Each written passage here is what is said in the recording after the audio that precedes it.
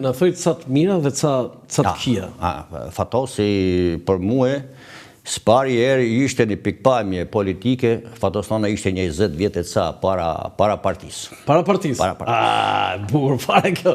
Do Fatosnona ishte 20 vjetë para partisë. Me mendimet e atia ishte në rrifshin shumë larg. Fatosi kishte në uhatje jashtëzakonisht të thellë në çdo drejtim. Mjafton të ngjonte fjalën e parë që thushe dhe ta lexonte gjithë mendimin.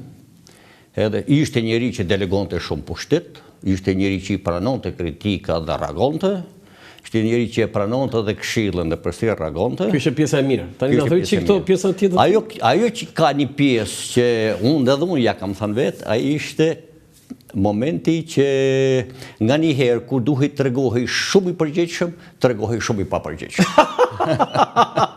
Sa e bukur kjo. Domethënë kur duhet tregoj shumë i përgjegjshëm, tregoj shumë i papërgjegjshëm. Për shembull, na tregoj një histori. Kishte raste sa dush, kishte raste që duhet bërë një vendim i rëndësishëm, duhet qoftë politik, qoftë. Jo, çfarë kujtoni ju në atë eksperiencën personale? Unë kuptoj rast me te. Në vitin 2003 kur pati përplasje në të famshin pastaj që nga KPD. Po nga KPD-ja pastaj në rapa në qeveri me Metën. Fatosi tash ishte një dilem, çfarë të bëjnë? Tash ata ta menjanoj apo të mundohen të bashkëpunoj. Që është e vërteta në atë mbledhje që ai mori një Super Giro, Iliri i Fatosis nuk kishte absolutisht as imkat, sepse të gjithë ne ministra na pyet, ai ishte ministri i jashtëm dhe kryeministër, nuk kishte imkat. Jo, okej, më fal që ndërpres. Okej, po ai tha prapa vjen historia, tani ky Fatosi ka 20 vjet para. Kjo ishte në komitet të përgjithshëm drejtues, bëhen fjalë për. Kjo ka qenë në kongres. Në kongres e partisë? Atë në kongres. Unë flas për drejtimin e qeverisë. Prapa vjen historia, tha, dhe ju tha zvinit të thëmbrat. Tani kjo nuk është 20 vjet para, themi realisht. Tash ka dhe lejthitje në ca raste që shpëtojnë llafet. Dhe në atë moment Fatosi për çudim kërkon mua, më thot, hajde që këto të bisedojmë. Edhe më pyet, ora thot ç'a të bëjmë me këtë Ilir Metën, hala si kishte filluar mendimin. Kishte raste që ishin përplasje o rregullonin. Bini vetë i them, shoku Fatosi thash, ne nuk mund të durojmë përplasjet grindjet tuaja me Ilir Metën. Dhe unë thash jam i parimit më mirë një fund i të mërshëm si të merr pa fund. Ndaj e sapet. Kështu i ka thënë? Po. Por thash kam edhe gjë tjetër. Ne ishna në vitin bëhej fjalë ishte 2003-shi, zgjedhjet ishin 2005-ën, edhe i bëj i them edhe gjë tjetër. Në parlament, duke kur bojnë ndryshim qeveri, ne grupi Metës nuk na votonte. Pra në ra mazhorancë. S'kishte mazhorancë. Dy ministria atëherë ngelën me zëvendës ministër, kanë ngelën. Po, e maj mund. Ministria e Brendshme, Igli Hasan, Ministria e Jashtme. Po, Ministria e Brendshme, Igli Glitoska. Po, Ministria e Brendshme edhe Ministria e Jashtme, se u propozoi Luana Daraga. Edhe unë vetëm zyri e them që është punë, tash të ka ra mazhoranca. Bashkarisht tak do bëjmë një bisedë, bëjmë tha. Unë këtë hera parë që them publik. Thotë i them do të jap dorëheqjen edhe unë nga ministër.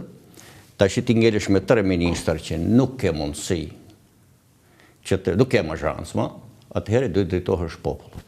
S'ka rrugë tjetër. 2003 ke thënë për zgjedhjet para kohës? Absolutisht, që të bëhen në vitin 2004, një vit para kohës të bëhen sepse ishte kjo punë ishin nga Korriku ose Korriku se shtatori, 2003. Po do një periudhë. Nuk ishte kohë, do një periudhë.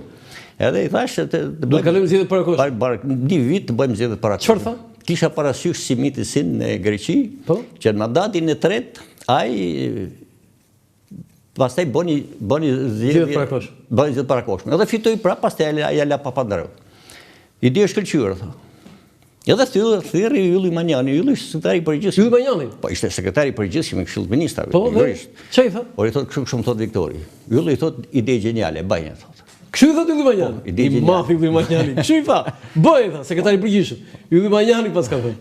Edhe pastaj mos sa kohësh më thirr prapë mua. Më thot nuk do ta bëjmë thot atë që tham.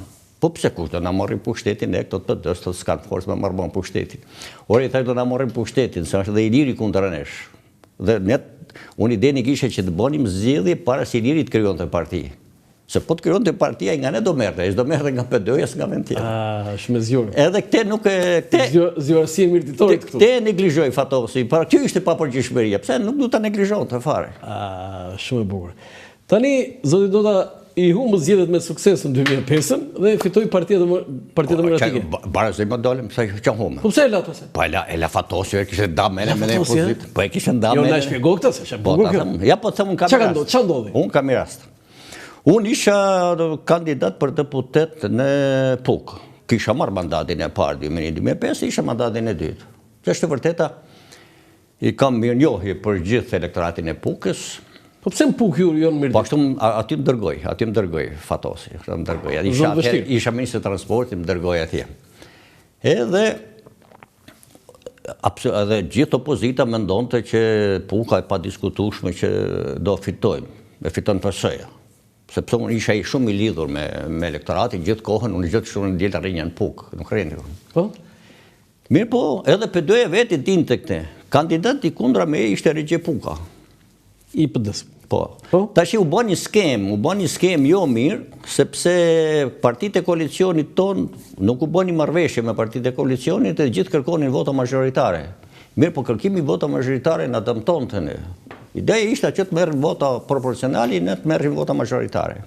Edhe unë ngela atje për 130 vota. 130 vota ka humbur? Po, kisha edhe ca njerëz atë si që janë këto qëndrimet meskine, veriut, që edhe ja dy bashki lutën kundra meje, pavarësisht ishin PS-s. Po?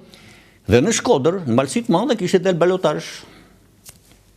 Dhe më qojnë vete në Amik Dokle, Pandili Majko, edhe unë në caktojnë që të shkojmë Malësit Madhe për të mbështet kandidatin që ishte në balotazh. Ai ishte zona Dugagjinit. Jo ç'a ndodhi? Ditën e fundit, para zgjedhjeve vjen Fatosi në një zonë aty, edhe për të bënë një takim për të mbështet kandidatin.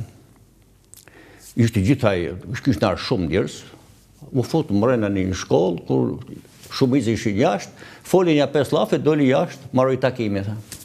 Edhe unë i them, "Ore, ç'i bën?" Pse kaq pak? Pse kaq pak takim, ç'i bën me këtë punë?